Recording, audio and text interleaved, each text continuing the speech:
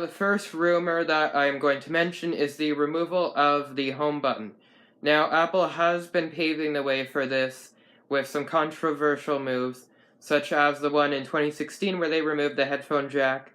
So it looks like Apple is willing to remove some parts of their phone to make them more simple.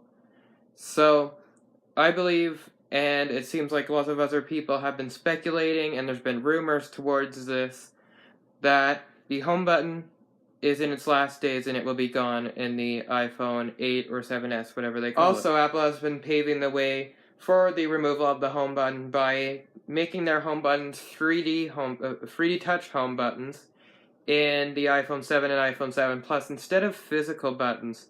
So instead of there being an actual button, it's just a sensor that vibrates when you press on the home button. So it's more of a virtual home button now, and according to the rumors, the home button will be removed altogether in the upcoming iPhone, whether that be the iPhone 7S or iPhone 8, depending on what they name it. 3D Touch would be very essential in that process because so far on iPhones, iOS is very reliant on the home button. So if that home button was removed, there'd have to be a lot of software tricks, and I think 3D Touch would allow the iPhones to not have a home button, because if you might know, on the iPhone 6S and up, if you press down harder on the left edge of the screen, I believe, it sends you into multitasking, so they might use 3D Touch for getting to the multitasking bar to get into different places on the phone, just like the home button would.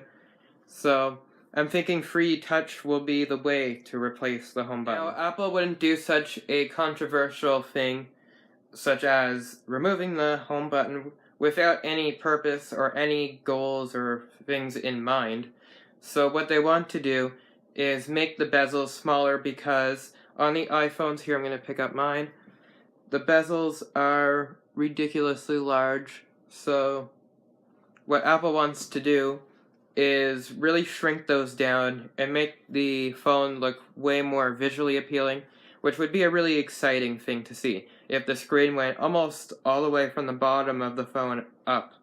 That would be something really cool, and Apple hasn't done much with the design of their iPhones to dramatically change it in such a long time. Especially with the iPhone, there's almost never really been a change with the front of the iPhones in its history that much. There's really not much changes in the front. The front has really stayed the same throughout the whole history of it. So it'd be really interesting to see Apple take a bold move and take out the home button and put the screen all the way down to the bottom. Now, another thing that may happen with the screen is it might fold around the sides of the phone. Now, this has been seen before with the Galaxy S6 Edge and the Galaxy S7 Edge. Both of them, the screens wrap around the side, so it'd be a very, very similar thing. So the screen would just elegantly slide around the side like the Galaxy S6 Edge and Galaxy S7 Edge.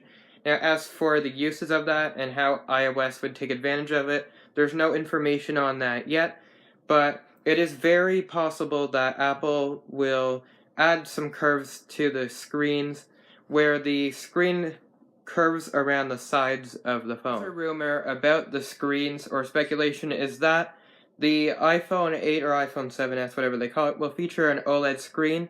And if you didn't know what the difference is between OLED and LED, on OLED, each pixel is lit up on its own, and they each light up individually, whereas LED, all the pixels rely on one backlight to light up. Now, OLED is basically better in every way compared to LED screens, which LED screens are found in all current iPhones, but the rumored OLED ones are much better in every single way.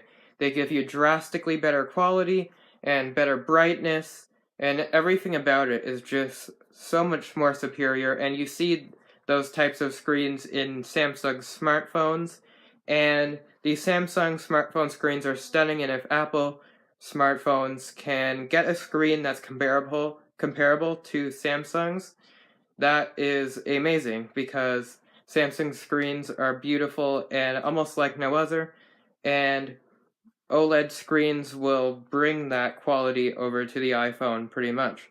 So expect to see a drastic overhaul of screen quality and maybe even the design of the screen and how far it spans in the next iPhones. Now this is another design rumor, since the iPhone 8 or iPhone 7s is supposed to get a major design overhaul. The back might be all glass, so you have seen this before with the iPhone 4 and iPhone 4S, and it's also been in the Galaxy S6, S6 Edge, S7, S7 Edge, Note 5, Note 7, so a lot of Samsung phones, and Apple's had it, Sony's had it. Lots of manufacturers have put glass on the back of their phones, and now is the best time to put glass on the back of a smartphone because it allows for much easier and much better quality wireless charging. So if Apple really wants to introduce wireless charging in their iPhones, the best way to do it would to be introducing a glass back on the next iPhone. So it seems somewhat likely at this point that that's what we will be seeing. And it'll be really interesting to see the comeback of the somewhat iPhone 4-like design. Now that leads us to the next thing, which is wireless charging. Now that's almost a given since it's in almost every major smartphone, and although there's some people denying it, saying that Apple won't bring wireless charging this year, people also said last year that waterproofing would not be seen in the iPhone 7 and 7 Plus, not even water resistance. But Apple did pull through with that, and there is water resistance certification. But really, truthfully, the iPhone 7 and 7 Plus are waterproof. Nobody's really had problems with their iPhone 7 or 7 Plus in water. So they're basically waterproof, and I think Apple's going to go the full mile by adding wireless charging in that package too in the next iPhone, so you should expect that. And it's also going to solve the major problem that people are having with their 7 and 7 Plus, and I've seen it in my personal life with people that have the iPhone 7, is they want to listen to music while charging, and it really doesn't work out because you need the lightning port for both things at this point. But if you did wireless charging, then you could just put your phone on like a wireless charging pad and then have your headphones plugged in so you could do both at once. It solves the problem so quickly and easily. So I think Apple's going to go the route of introducing wireless charging in the next iPhone, and I'd be surprised if they did not do it. Another thing that I think might happen, I haven't seen this talked about before, but I think this might happen just because Apple's moving in this direction with their water resistance in the iPhone 7 and iPhone 7 Plus. I think that they might do a full waterproof certification with the next iPhone, since the iPhone 7 and iPhone 7 Plus already pretty much essentially are waterproof, although they only have a water resistant certification. So they wouldn't really have to do much at all to make sure that their next iPhone would have full waterproof certification to be up to par with Samsung and Sony's flagship smartphones. Touch ID is going to be something very important and significant in the next iPhone, as it has been technically in the past.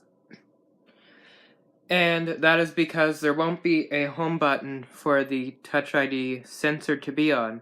So what Apple has been developing and what we might see in the next iPhone is Touch ID built in the entire iPhone screen. So you won't have to press specifically on the home button where the sensor is, because you'll be able to input your fingerprint anywhere on the phone screen, because the fingerprint sensor will be inside the screen, kind of like a layer, sort of, in the screen to get your fingerprint and go into the phone.